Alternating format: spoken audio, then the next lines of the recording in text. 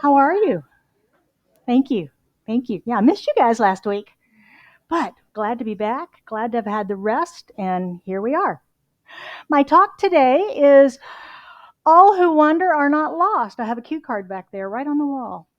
Worked out nicely. As I considered my own spiritual journey, beginnings, middles, jumping on the path, jumping off the path, leaving the path, and then feeling lost, completely lost, like there was a hole in my heart, something was missing. And so I began seeking again. And I went back to traditional communities, and they weren't speaking to me. And then I was introduced to this teaching by that lovely woman right there in the white shirt, Miss Denise.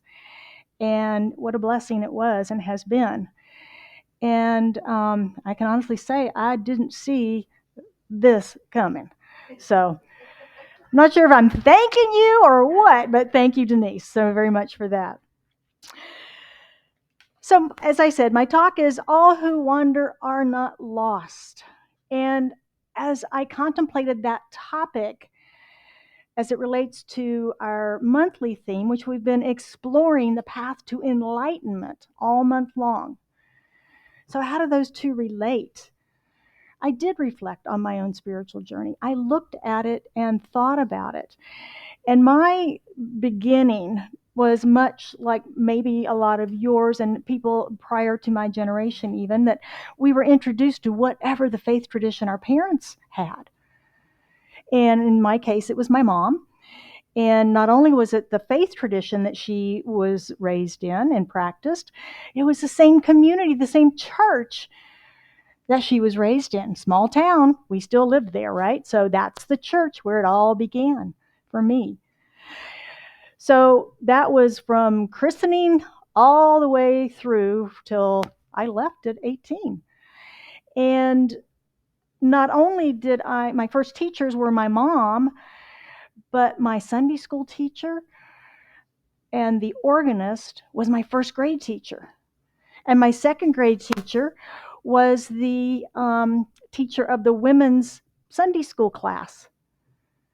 So I was surrounded by Methodists and that teaching for those formative years of my life, and really up until I was about 18. So most of us were not raised in a New Thought community. Is that true? I mean, I know you were, right? Anybody else raised in a New Thought community? I mean, there's very few of us that were. If you were from the Los Angeles area, you may have had more exposure to it because it started there. That's where it was sort of born. And I know for me, I had to overcome a lot of those beliefs that were implanted in me from those very young ages, right? Because we don't really question those things until later in life. And so I had to overcome those as I began to learn and study and embody this teaching that we call the science of mind. You may have had a similar experience in some letting go stuff. Because remember, we talk about the path to enlightenment being a series of surrenders, of letting go, of releasing those beliefs that no longer fit us, of lightening our load on the path as we go. If you've ever traveled, particularly in a foreign country, you may have left things behind as the luggage got heavier or bulkier. You know, you leave a few things on the path, so to speak. And so we do that with our spiritual and mental baggage on this path to enlightenment as we continue to grow and expand. Ernest Holmes is the founder of Centers for Spiritual Living. He's the author of The Science of Mind that we teach from. And he used to lecture, when he first started, he would lecture at the Ebell Theater on Wilshire Boulevard in Los Angeles. And in one of those lectures, he said, "Our popular religions, with their half-gods, are but different resting places of mind, inns where the weary soul rests overnight on its journey from the outer circumference of materialism to an inner consciousness of principle. And at the dawn of a greater vision, with the dew of eternity on the garden, the soul ventures forth to find a better God. Can you imagine hearing that in 1927 in a packed theater? Wow, progressive new thought. The spiritual journey that we're all on is one of growth. It is one of phases, stages. It's not just a linear path. At least for me, it hasn't been. Has it been for anybody else? Just this nice straight line? There's detours, there's distractions, there's shiny things, right, that catch our attention. Many of us have practiced many traditions: Christianity, Islam, Jewish, Catholic, Buddhist, New Age.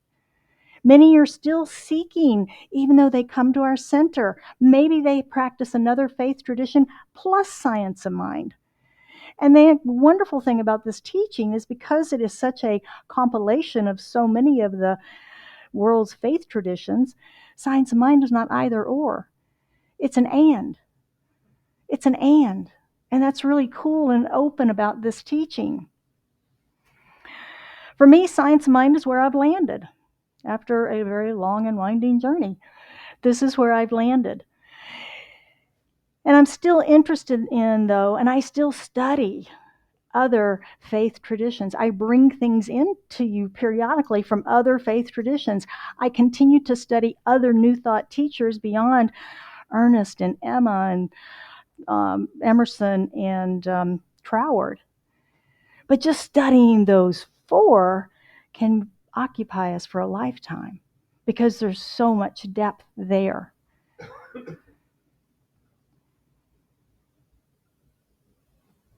I'm continuing to grow and to expand. And I pause and I rest. Like I did last May when I took a sabbatical. I needed a rest. And like last week, we took a bit of a rest in Hawaii. We did a bit of wandering around with no intent, just to explore and see and take in the beautiful lushness of the island. The humidity was awesome. My skin thanked me. We learn and we grow and we expand. That's what we're here to do. We're not here to be stagnant, are we? We're here to experience, learn, expand, learn more things. There's a Zen Buddhist story about a young boy who wanted to become a monk. So he joined the monastery and he dreamed of enlightenment and he dreamed of learning great things. When he got to the monastery, he was told, though, that each morning his job was to chop wood for the fires in the kitchen and to carry water for the cooks. That was his job. He attended the prayers and the meditation, but the teaching that he got, he felt was very sparse. It just wasn't enough. He was hungry. He was hungry. One day they asked him to take some tea up to the head guy, the abbot that ran the place. And so he did, and the abbot noticed that he looked pretty sad. And so he asked him, he says, "Son, why are you sad?" And he replied, "Every day, all I do is chop wood and carry water. I want more. I want to learn. I want to grow and expand. I want to become like you." The old abbot smiled and he said, "When I started, I was like you. Every day I would chop wood and carry water.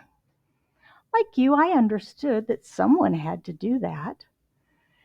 But like you, I wanted to move forward. Eventually, I did read about all those scrolls, and I met the kings, and I gave counsel, and I became the abbot. Now I understand. Before enlightenment, chop wood, carry water. After enlightenment, chop wood, carry water." Enlightenment is a state of being. It's not a destination. It's what we bring to everything we do. It becomes who we are. We still have to go on, even after attaining levels of enlightenment, because there's not one level, is there? It's just small. It just keeps, you can't just, I'm done. We don't get done. We keep going. We keep expanding. The goal is to have our doing rooted in our being, to create awakened doing. Now, what exactly does all that mean? Awakened doing is responding to life from the center of ourselves, from the place within us that is the God source, that is the spirit within us, that we respond from that. We are compassionate. We are kind. We express mercy. We are joyful, grace-filled. We come from center. We carry this awakened state into everything, wherever we go. We chop wood, we carry water, we clean the house, we sit on hold, we deal with the cranky customer service person. We stand in line, we deal with traffic. From our centered place, from our God place.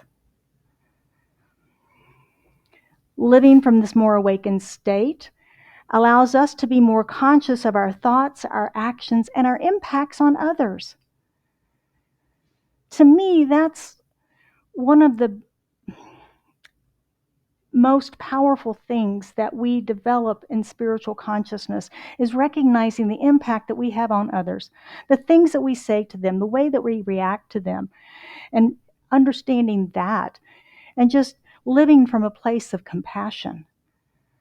Living from that place of compassion, choosing that first. As I was doing my research, I do love to research. I found that I'm kind of I like to read a lot. But anyway, I came across a quote from Ernest Holmes in his seminar lectures, which I'd never seen before, and I think that speaks to our journey very well.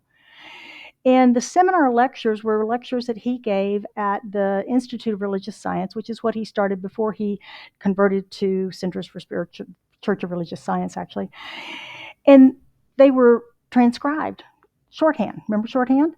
The ladies, the gentlemen would do shorthand of all of his notes, and then those eventually got transcribed, and they were made into little booklets and things. And most of them, there's some repetition. You might notice that some of the quotes come from many different sources, but it's basically the same quote.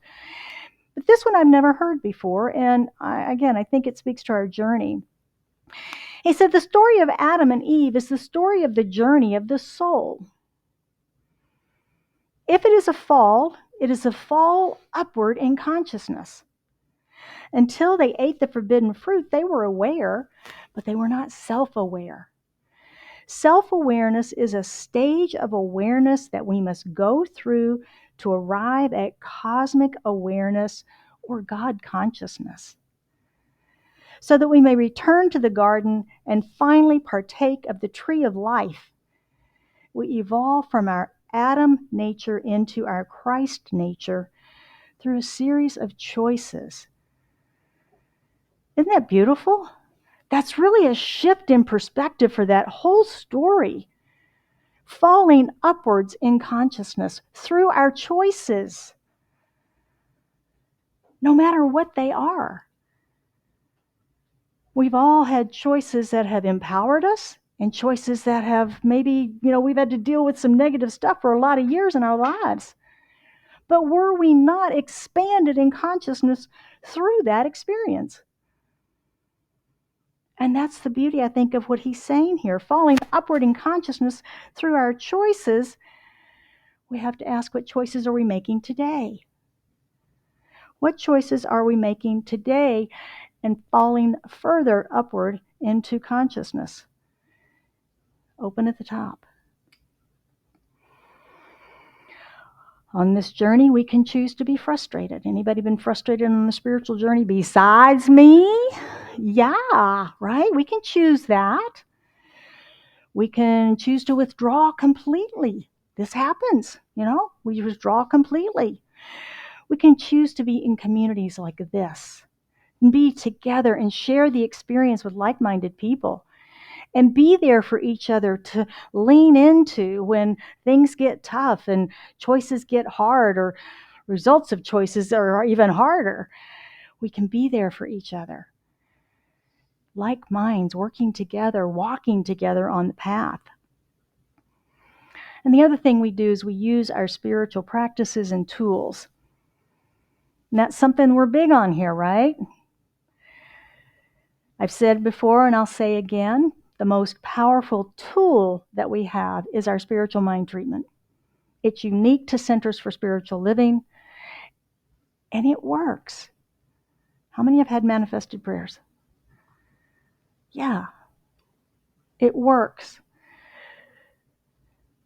But some question, okay, if this God is all-knowing, why do I have to pray? Doesn't it just know what I need and want? Why would I have to pray? The key is in the ask. The key is in the ask. Ask and it is given. Knock and the door is opened. The second piece of that part about asking is your own clarity. When you ask, you have to know what you're asking for, right? When you meet with a practitioner, be right before prayer, what's the last thing they usually say? What would you like prayer for today? We, like Spirit, never assume we know what's on your heart, what your desire is. You speak it, you ask. And then we speak the word for and about you, because we know there's a power in the universe greater than we are that we can use. That's the power in the ask. Many times for me, just asking someone to pray with me, I feel better immediately. It's in the ask. It's in that clarity of knowing what I would prefer instead of what I'm dealing with.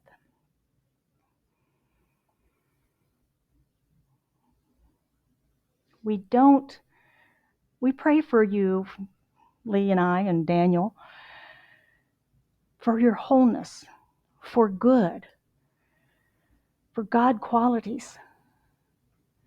But we don't pray for you for anything specific that we think you might like, in our opinion, because that's manipulation, isn't it? That's manipulation. So we don't do that. We ask, what would you like prayer for? We speak our word.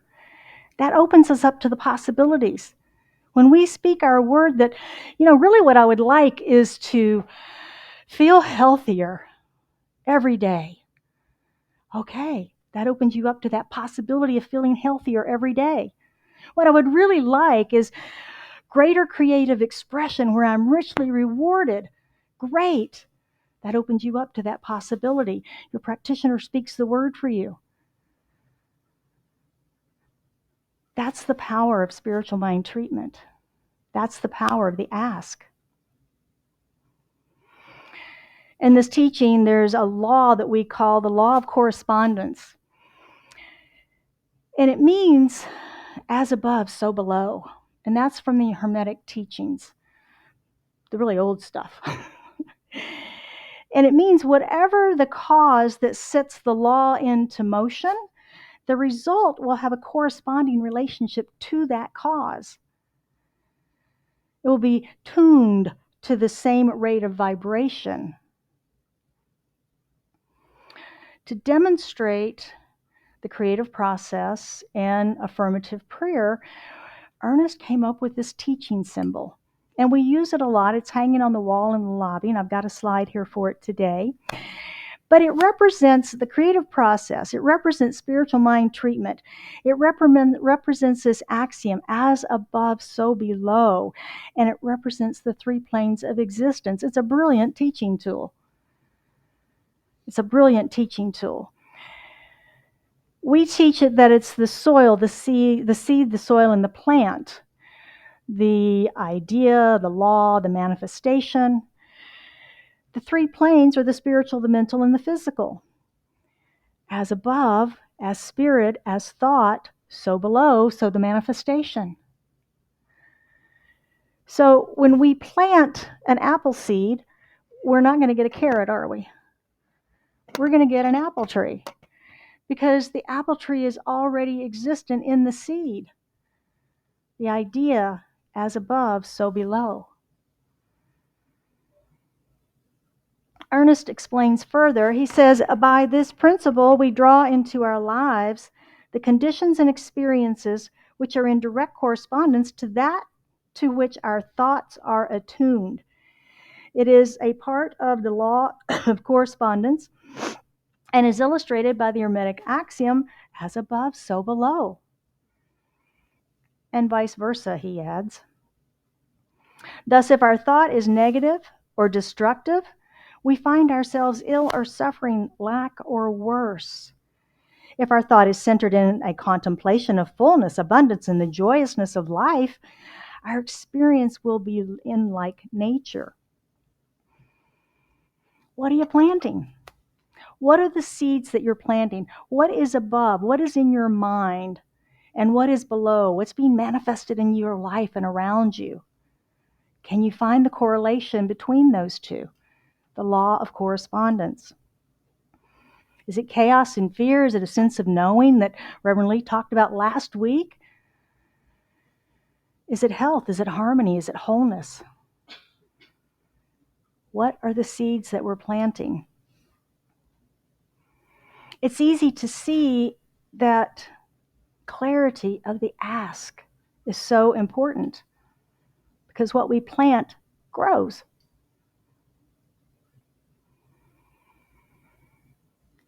The spiritual path of enlightenment, the journey that we're on, it can not only look like we're lost sometimes, it can certainly feel that way. When I was in ministerial school, they frequently told us when we got frustrated and overwhelmed, we're exactly where we're supposed to be, feet firmly planted in midair. And that just means that we feel like, oh my gosh, there's so much that I don't feel grounded, I don't feel centered. Am I doing the right thing? Am I doing the wrong thing? And yet, when we just sit back and trust and recognize faith and spirit and the truth of who we are, it's fine, right? It's fine. Non-resistance of life, non-resistance of self and others, non-judgment, non-attachment to outcomes and things. These are the three aspects of true freedom and enlightened living. Mastering your mind is your responsibility. We can show you tools and practices. We can support you and help you. But mastering your mind is your responsibility. It's an inside job, as they say. Eckhart Tolle said, if you are not taking responsibility for your state of consciousness, you're not taking responsibility for life. So, if you would like to take responsibility for life and study these practices and principles, I invite you to sign up for our Mindful Monday newsletter that comes out every Monday from either myself or Reverend Lee. And you can do so with QR code or send us an email, sign up in the lobby, and you'll get a Monday morning note about today's talk, the practices, the quotes, so that you can begin to use and embody this teaching in your life and make it practical for you. So once again this week, I have only one for us, and it is spiritual mind treatment. I'm going to invite us all into this powerful tool of transformation and invite you to create a prayer this week. We have flyers in the lobby and a little stand on the left side going out. And it's about affirmative prayer. It tells you what the 5 steps are. It gives you a sample of a prayer, and then it gives you space to write your own. Plus, it gives you the teaching symbol on the back. So it's a wonderful reference for you. You can either use this to write your treatment, or you can write it out on separate paper. But then I invite you to share that with your prayer partner. If you have one. If you don't have one, invite someone to pray with you.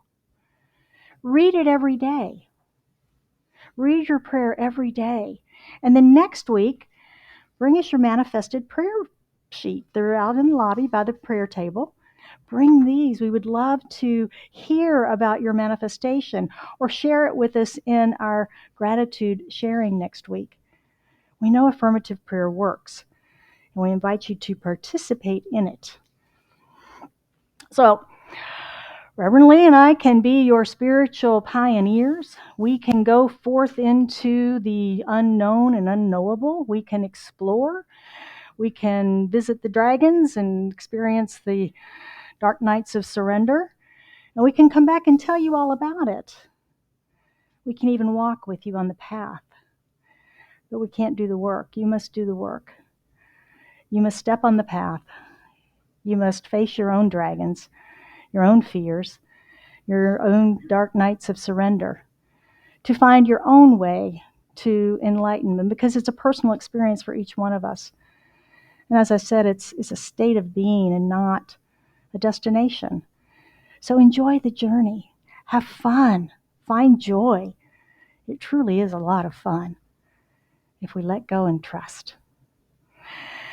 I'll close today with a final quote from Ernest Holmes, who says, "Consciousness tends to progress towards an ever-increasing complexity. Evolution, which is the progression of this consciousness, is not linear, but proceeds by a series of quantitative, then qualitative steps. When a level of complexity reaches its point of maximum complexity, it jumps to a new level, different level, and organization of its wholeness. You and I are evolving to the next stage of development, and we must keep growing and changing."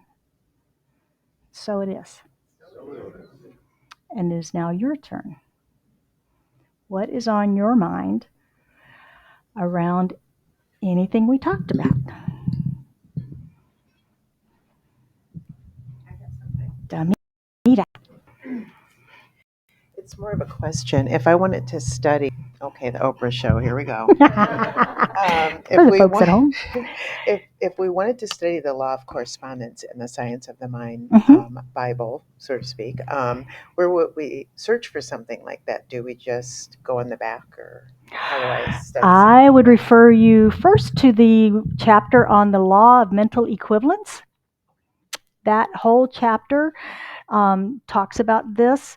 There's also explanation in the glossary on the law of correspondence.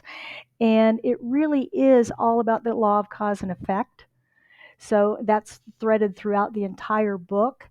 But I would start with that chapter on mental equivalence and then maybe move to the law of attraction. Those are 18, 19, 17, 18. Yeah. Thank you. Good question. Stephen.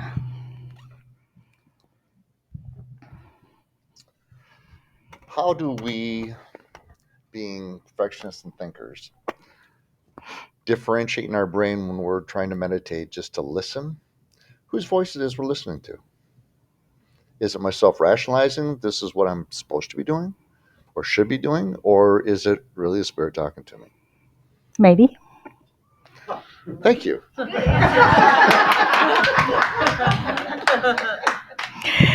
It depends. That's why we meditate day after day after day after day, so that we break through that to know that still small voice of spirit, and to break through our ego, which is always going to be first in the way. Oh no, you're not changing. You can't possibly change. No, no, no, no, no. We've got a good thing going here. You can't change. Got to break through that. And then maybe it is the rationalizing voice. Maybe it is the fears. Maybe it is the wounded child. Maybe it's the maybe it's, but you keep going and keep peeling those layers until you feel God's presence. You got to stick with it. Got to stick with it. No quick fix. I know. Sorry. Got to stick with it. Lori.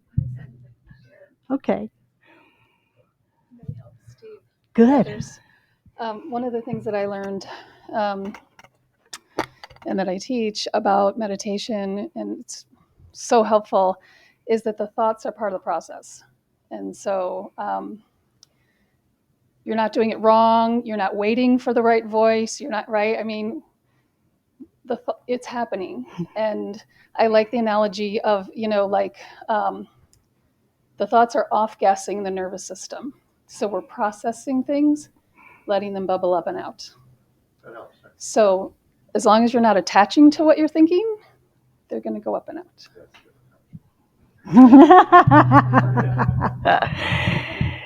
Anyone else? Thoughts, comments? Oh, Stephen's back.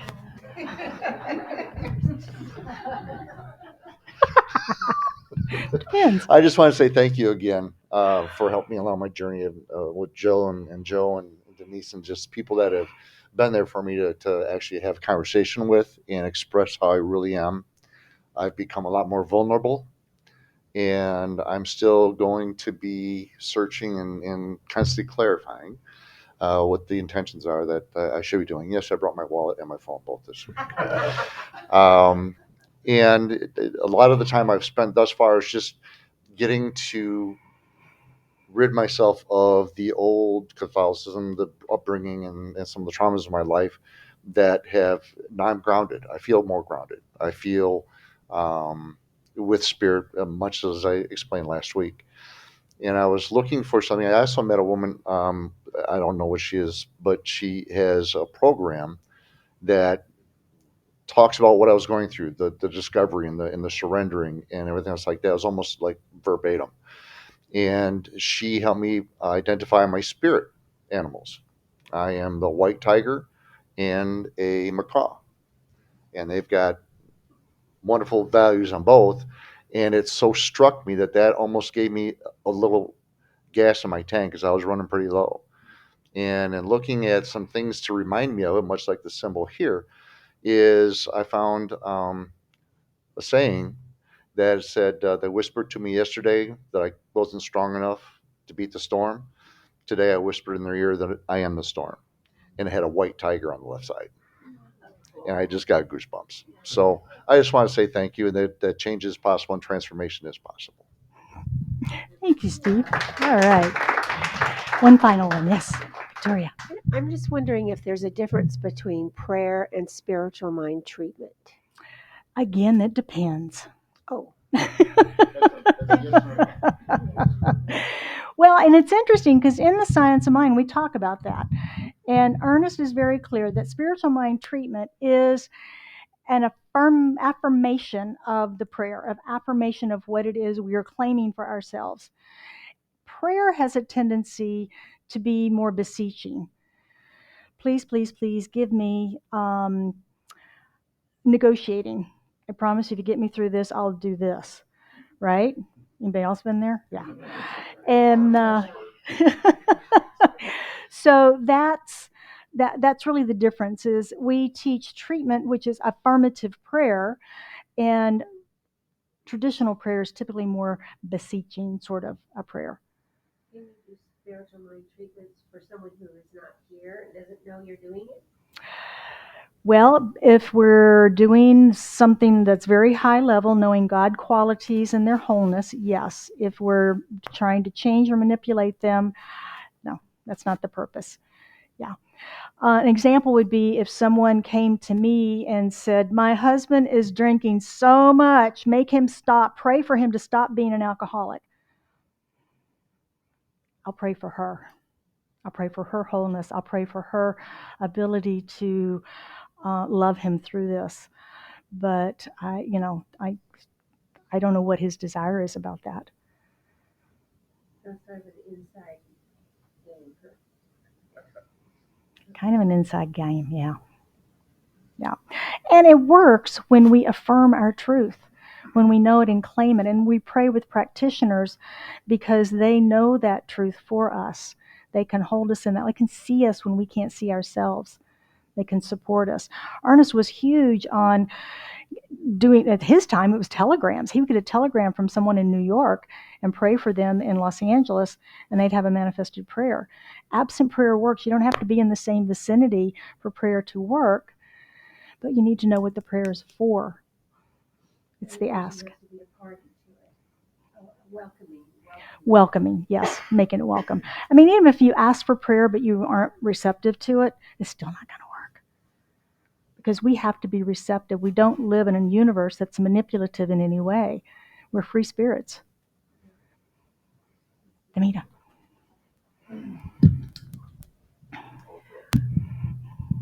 So I pray a lot, and I have learned how to do affirmative prayer, but I traditionally have been in other fellowships where I do some prayer.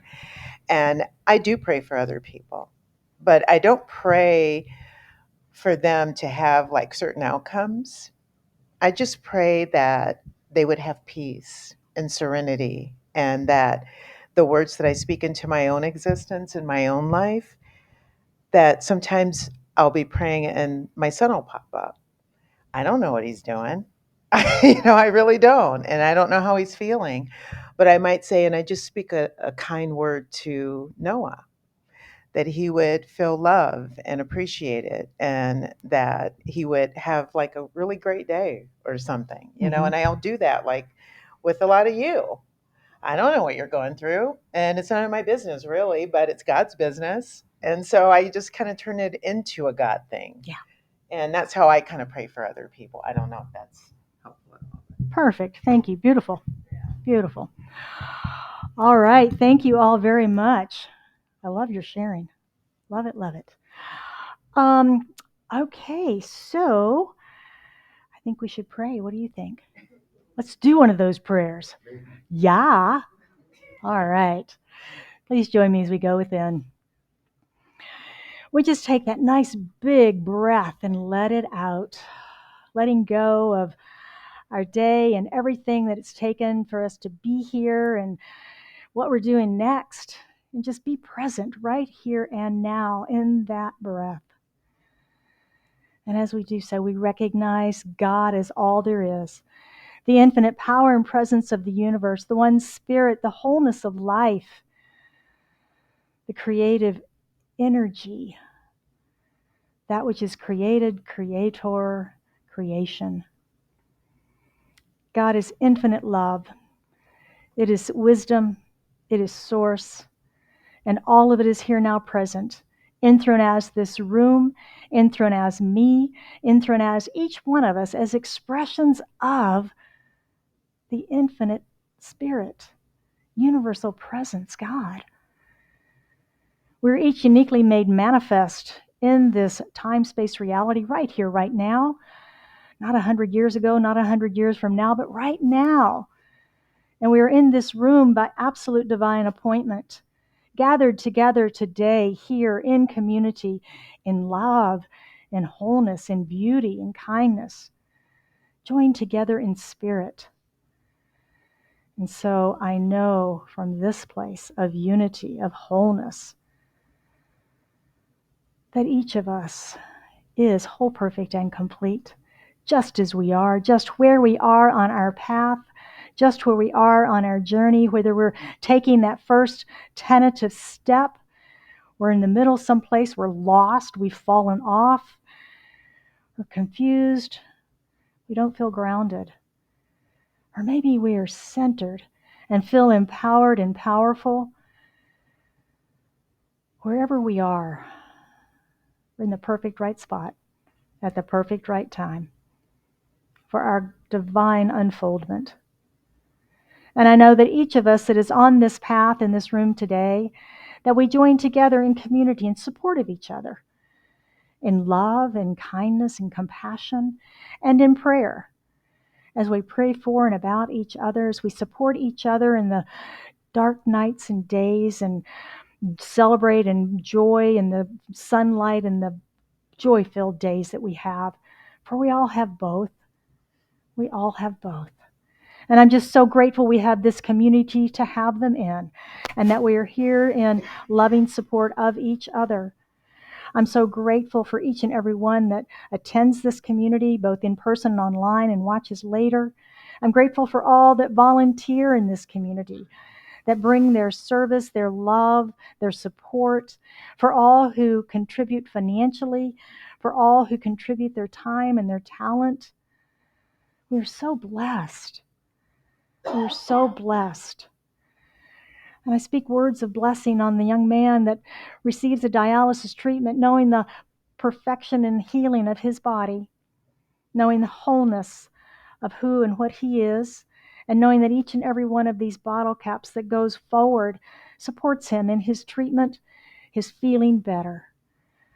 And how grateful I am for this and for so much more, as I gratefully release this into the action of law, knowing that it is already done, and we affirm this truth together by saying, and so it is.